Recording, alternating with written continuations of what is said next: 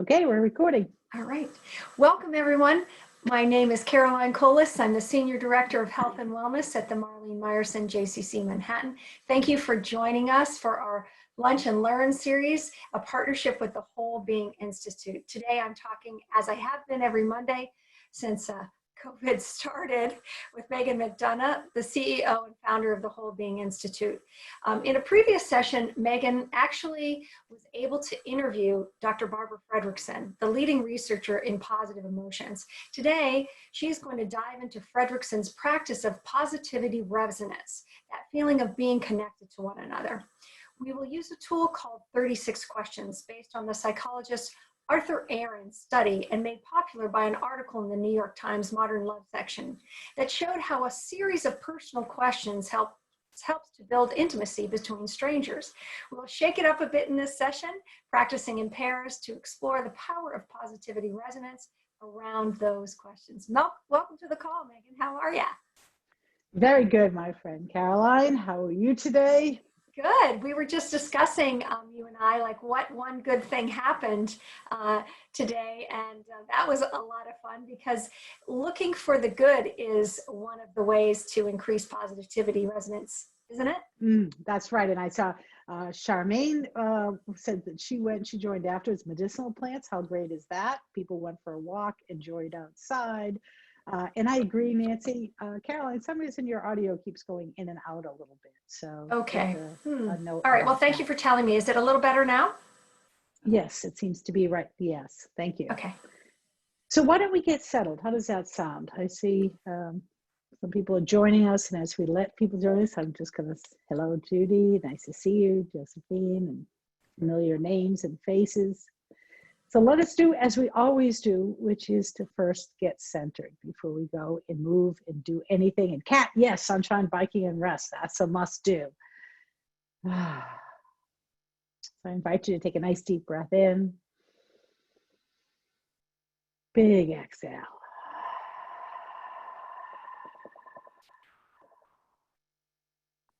And if you'd like, you can close your eyes. And even if you decide to leave the eyes slightly open, find a place of stillness in the physical body. So whether you're standing, sitting, laying down, eyes open or shut, allow yourself to fully arrive in this moment, however it shows up for you. Take another deep breath in. And as you exhale, fall into your body so that your awareness fills the container of self. Bring your attention all the way down to your toes, all the way up the legs. Awareness to the hips. Feeling the muscles of the legs just soften into the chair.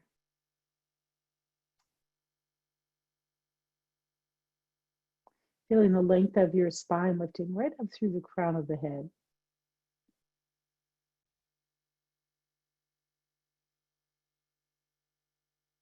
Finding some space between the shoulders and the ears.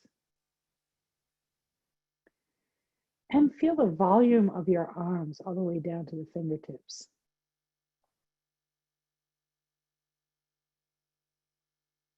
Being aware of the face and skull. And simply notice what it feels like to inhabit and be aware of the entire body, from the tips of the toes to the top of the head.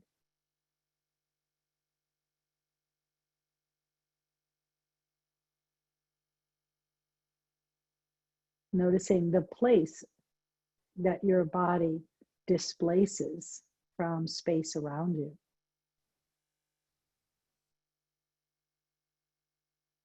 And as you relax into this moment, bring someone that you deeply care about to mind. Someone that when you think of him or her or a furry friend, that it makes you feel all warm and fuzzy and happy.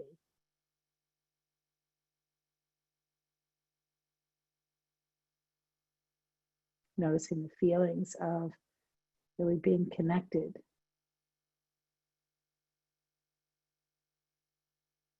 And as you focus on those feelings of connection and well-being, wish this person well. Repeating to yourself, may you be happy. May you be healthy. May you be safe. May you live with ease.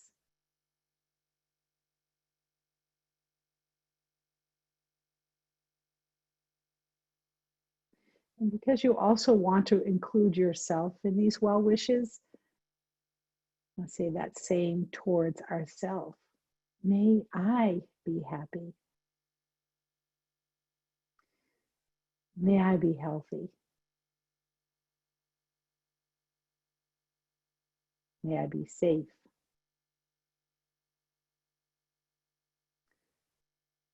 May I live with ease.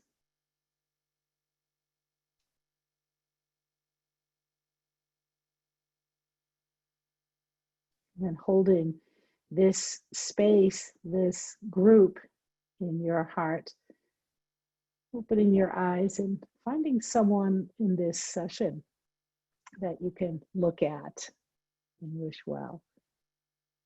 And as you look at them, say to them, may you be happy. May you be healthy. May you be safe. May you live with ease. Deep breath in. Big exhale. Welcome. What an absolute delight to be here with you this Monday afternoon. One of the questions that we started today with is what good happened this weekend? And we're getting a lot of answers. And since we got a few more since I asked the question, I just want to pause and notice them. Bunny said, surrounding yourself with positive people, whether alone as others, as you choose to, depending on friends and acquaintances. Oh, don't worry, Bunny, it's never too long. I read them all, so very good. Cat, sunshine, biking and rest, lots of exercise, foraging, power walking, being with grandchildren, reading, talking to my sisters, Joanne said, and Whitney, yes, I have the ability to do breakouts. Thank you for asking me that. Ah, you're welcome, Charlene. I'm glad it worked for you, Charmaine. So, and let's see who else. Socially distancing with friends. Oh, bought a wetsuit. How cool is that? Swimming late laps on a beautiful lake. That sounds lovely. The protesters are making progress and having impact. That is excellent to hear about Black Lives. Weather was beautiful. Went for a walk with friends in the Berkshires. Wearing a mask made by my daughter. Swimming in a quarry. These are all lovely ways to enjoy the weekend. Thank you all for sharing.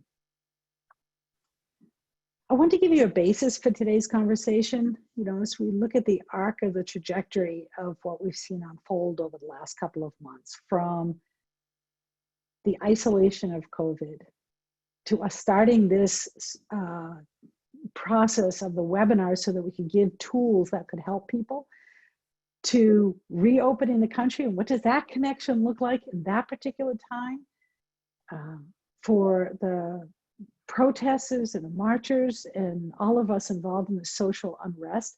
How do we actually connect at a time of distress on many fronts? So a key sort of point in what we're seeing with COVID, what we're seeing with the racial injustice in this social context is, my goodness, the intense need to be connected, the intense need that despite all that we're going through, that the basis of that is to really almost relearn how to connect, relearn socially how we're connecting with the different races and ethnicities and populations that we share this globe with, and also connecting, given that another person can actually make us sick? So how in a very real way, how do we keep ourselves safe? These are not small questions. And as Carolyn and I and Phoebe were talking about what was needed next for this, we decided we actually needed some practice, some of these connection things. We needed to actually move from what we were thinking about from an individualistic tools that can help us with resilience into this reciprocal sort of back and forth, whether it's COVID or the social injustice or some of the conversations that need to happen now. That's in the relational field. That's between two people. So how do we navigate that? How do we take what we learn and navigate in a more skillful way these relationships? So before I dive in, that's the context I want to set. And Caroline, did you have anything you want to add to that as we were talking about today and going forward some of our programming? You know, I just think what you're saying is really important. In NIA, we talk about the importance of the word with. What are we in relationship with? Whether it's the music or our body or another person, that relationships are like the connective tissue of the body. Your body is in constant relationship with different parts of itself. So harmonizing and actually listening and having the humility to take a moment to pay attention to the different voices, even of your own body internally, is vital to both loving your body and also having it be healthy, right? And it's ever changing. So it's ever evolving. Our body is not the same from when we we're born to when we die. We're constantly renewing ourselves and regenerating. So I just was struck by when you were talking about this, about the need to examine, what am I with? What am I for? What's important to me? What are my needs? And that wonderful little relationship cue in creating deeper intimacy, which is that word with. Thank you. So that is the plan for today. I wanted to actually start with a couple of slides just to set some context. So let me just share my screen.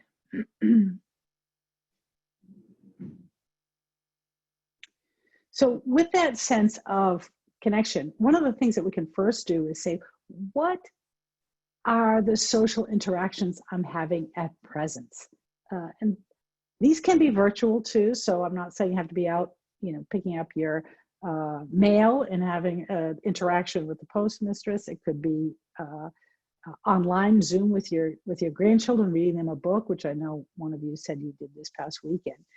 But what I'd like you to do is to identify 3 social interactions in which you spent the most time at today. Now, since it's only noontime, let's extend it till yesterday too. So maybe there's someone, I would say within the last 24 hours, if you can spend a moment and think about, what were the 3 social interactions in which I spent the most time with in the last 24 hours?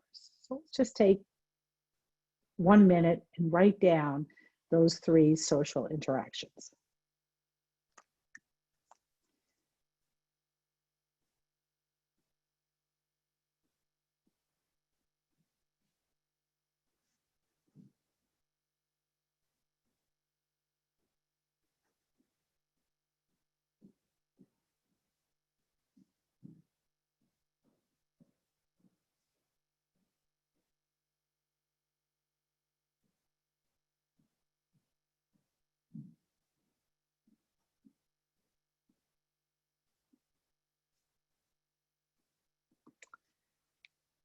And taking another 30 seconds and finishing that up, if you haven't done so already. Yes, Megan, a Zoom interaction can count. Thank you, Nancy, for answering that question.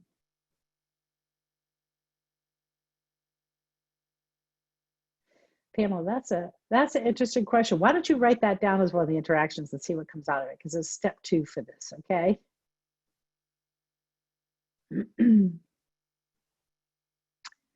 All right, so we have our 3 interactions.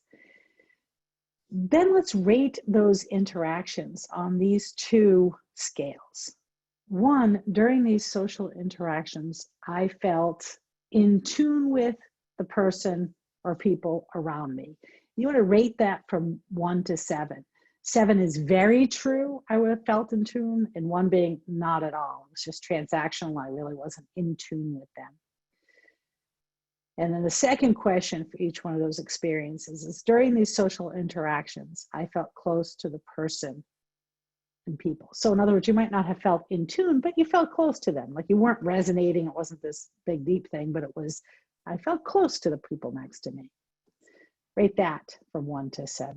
So take another moment and rate each of those interactions on a scale of 1 to 7, whether you felt in tune and whether you felt close.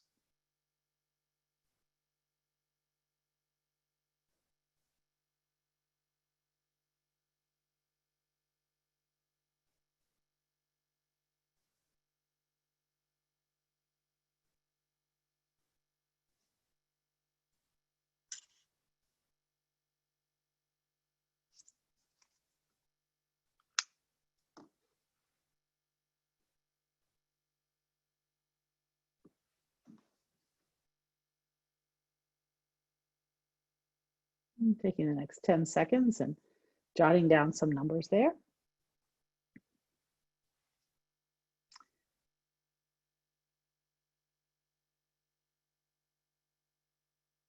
So you wrote down the interactions that you had. You sort of gauged how close were those interactions and how in tune were we. This does come from Barbara Fredrickson's book, Love 2.0, in which she writes, merely reflecting on whether your potential moments of positivity resonance were in fact realized seems to serve as a gentle reminder about your ever-present capacity for love. So you'll remember when Barbara spoke to us a month or so ago, she was using the term love not to be sort of this big, special, exclusionary thing, but instead to be a way of connecting with others from an everyday experience. How present am I in these micro moments of connection to be fully connected? And in a way, I think of this as the DNA of our day. DNA is those things that we're made up with, our genetic coding. And I think of these relationships that we enter into, that we dip in and out of all day, is to be the rungs that connect me and you together.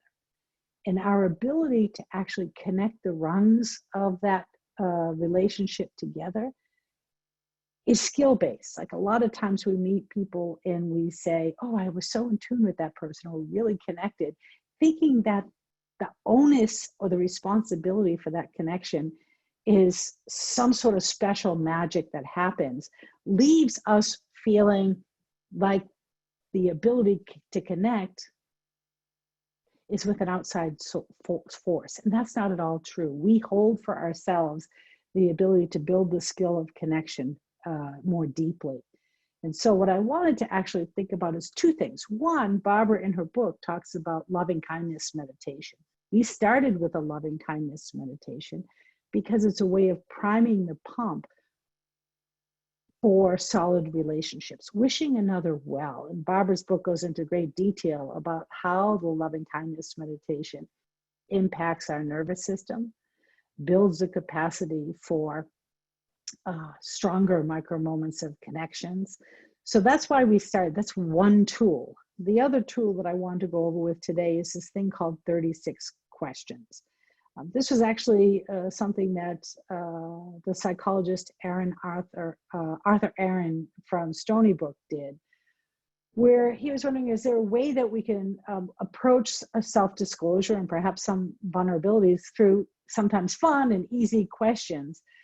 The whole 36 questions is about 45 minutes long. Any of you that were with me a couple of weeks ago sort of dipped your toes in it. There's 3 sets of questions, each that takes about 15 minutes, that go from different levels of disclosure. The last time we were together, we stayed on what's known as set 1, which is the very beginning of the conversation. Today, we're actually going to stay in set 1, but just ask some different questions from that same set. And if you Google 36 questions, you can find all 36. I think I'm going to give you 5 today to play with. And in fact, those I'm going to give you are this. So we're going to take 15 minutes out of our webinar today, and we're going to share the following questions. We're going to alternate who asks a question, giving time to both of you to speak. If you happen to have a cell phone, you can snap a picture of these questions to take with you into the breakout groups that we'll do momentarily. If you don't have a cell phone, that's okay. I'm going to both put the questions in the chat, and I'm going to send them to you when you go into the breakout room, so you'll have them.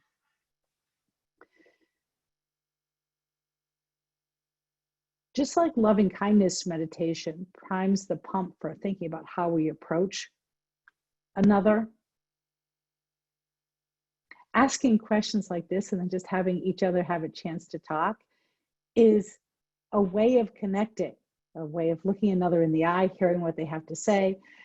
Things like, when did you last sing to yourself? I mean, that's not really a difficult question to ask. I'm trying to think when I sang to myself. Probably in my car. That one I would have difficulty answering. But do you have a secret hunch about how you will die? Name 3 things you and your partner appear to have in common. For what in your life do you feel most grateful? If you could change anything about the way you were raised, what would that be? So these are ways in which that it gets us past sort of the small talk. What'd you do this weekend? How's the weather?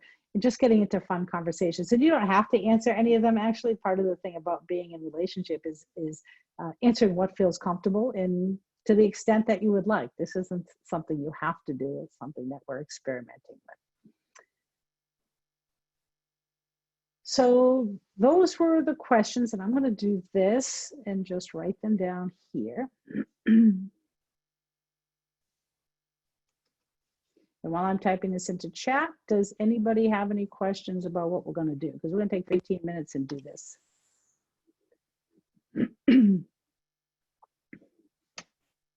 You can type it into chat.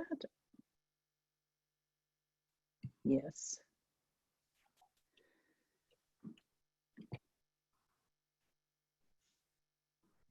So while I see if anybody has any questions, could you raise your hand if you were here last time I did these breakout groups? I can see most of you. Yep. So some of you did it already. Good. Hello, Mega. And so I noticed that most of you have not done it. Thank you, Rachel, for raising your hand. So yeah, and yes, Elaine, I see you. You were here last time as well. Don't have a handle on logistics. Okay, so here's how this happens. I'm going to actually do a breakout group, which just basically means I will break you into groups of 2, sometimes 3. You will get a notice on your screen that says join a small group. You click to join that group, and that brings you into a separate room, and it looks like just the 2 of you are there, or the 3 of you are there. And then you'll go through those questions. I'll give you 15 minutes to do that. I'll send you in a notice to let you know when that 15 minutes is close to being up. And I'll also send you through the questions as well. When that 15 minutes is over, I'll bring you back and we'll do a little debrief. Yes, Caroline. Yesterday when Phoebe and I were doing our workshop, we noticed, is it challenging if somebody isn't on their camera, or can they still accept the group? Because some people were just by themselves. And if they find themselves by themselves, what should they do? That's a good question.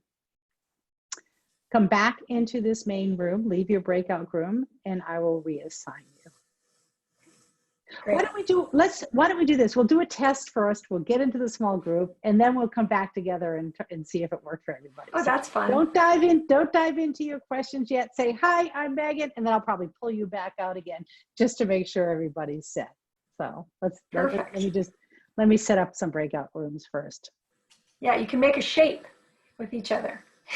Right, Megan? We'll get them moving. Yeah.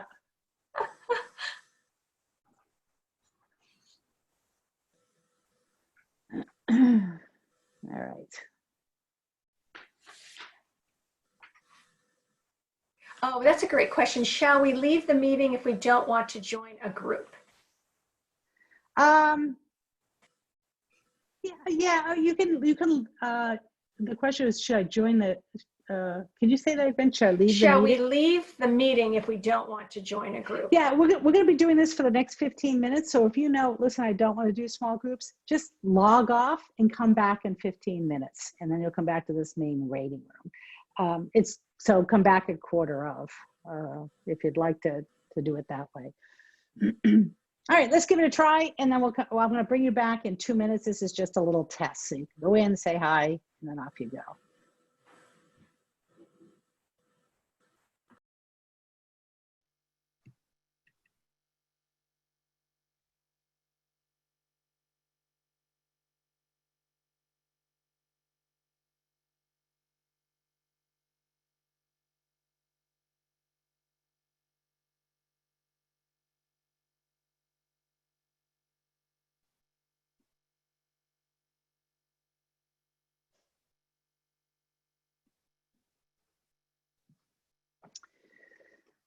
Okay, so I see some of you are still here.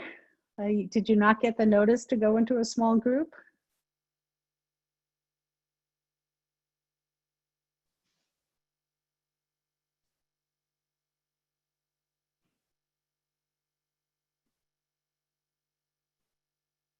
Charmaine, let me unmute you.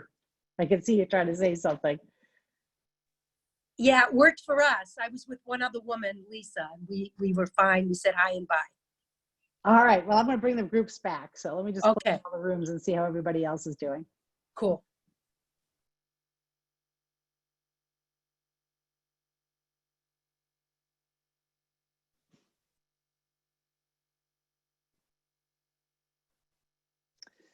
So we're waiting for everybody else to come back just so I can make sure you're all comfortable before I break you back out into groups.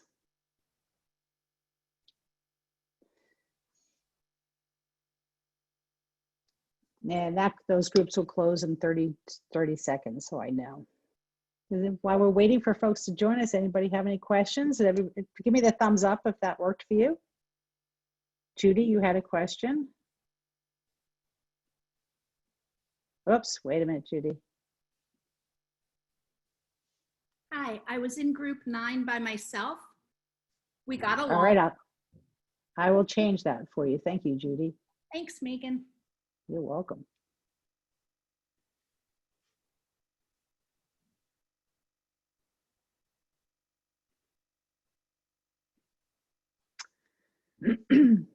Okay. Anybody else? Everybody okay? If you were in a group by yourself, let me know. No, Elisa is wait. No. What does that mean, Elisa? I typed it. I was alone in my group. All right, let's change you too, my friend. I gotta find you on my list. I got to the group fine. It's just no one else. You were by yourself. Yeah. I get that. There you are. We had a few that said in the chat, Esther said, no one in my group. Evelyn, me neither. So Esther Okay. and Evelyn weren't. Let me make some adjustments. And Elaine Goldstein wasn't in the group. Oh, and Marvin was alone in this group. And Esperanza, which is such a great name, was alone. Bonnie was part of one, a party of one. All right. Come here.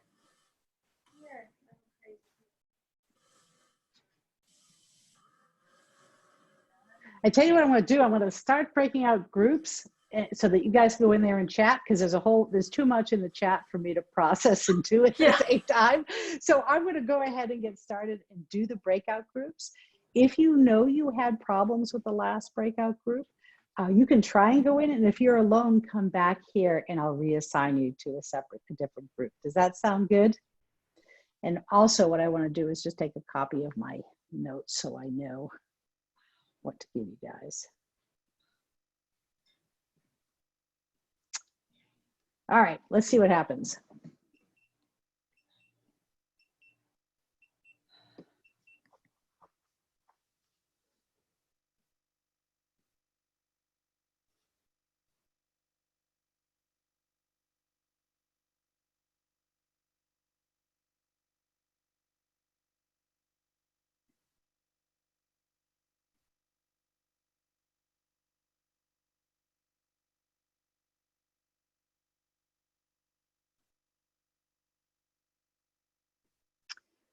All right, so here I now you guys, let me leave directions for these folks.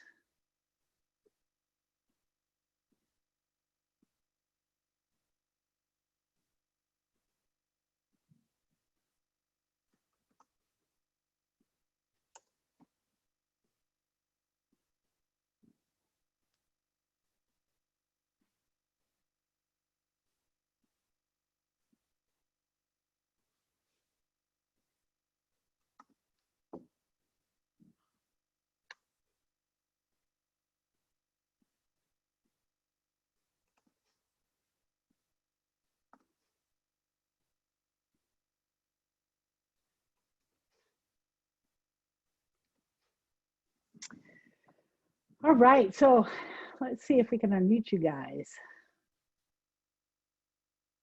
So Carrie, should I put you into a group? Let's unmute you. Yeah. You want to be into a group? Let me throw you into, let's see, I'll put you into breakout room 3. Yeah. There you go. And Joel, you're next on my list. Did you want to go into a group? Let's try that, Joel. And Esther? All I'm in 19 and there was no one there. right, let's change you around. Thank you for telling me what group you were in. Let's put you into group 20, or maybe I'll put you into 15.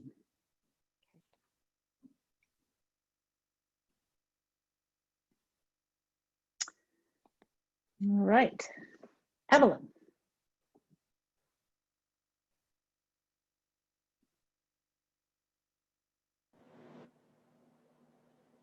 Did you want to go into a group, Evelyn? Sure, why not? If I can. All right, let's see if we can get you into a group. I'm going to try and put you into 13. Okay.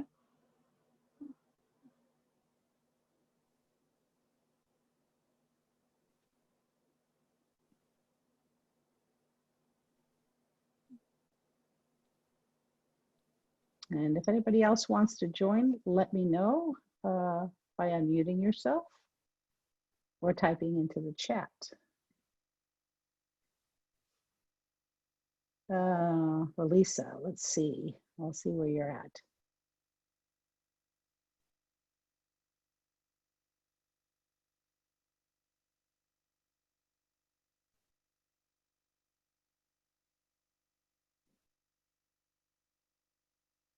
Okay, Lisa, I'm going to move you into 6.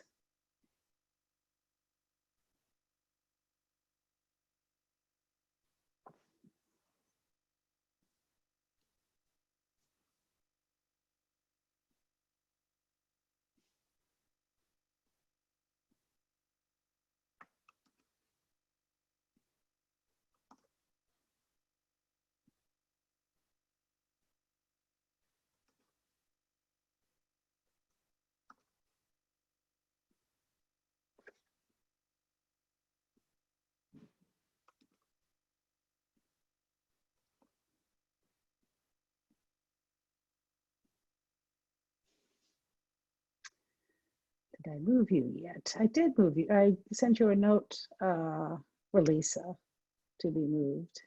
Did you not get that? I moved you into breakout room 6.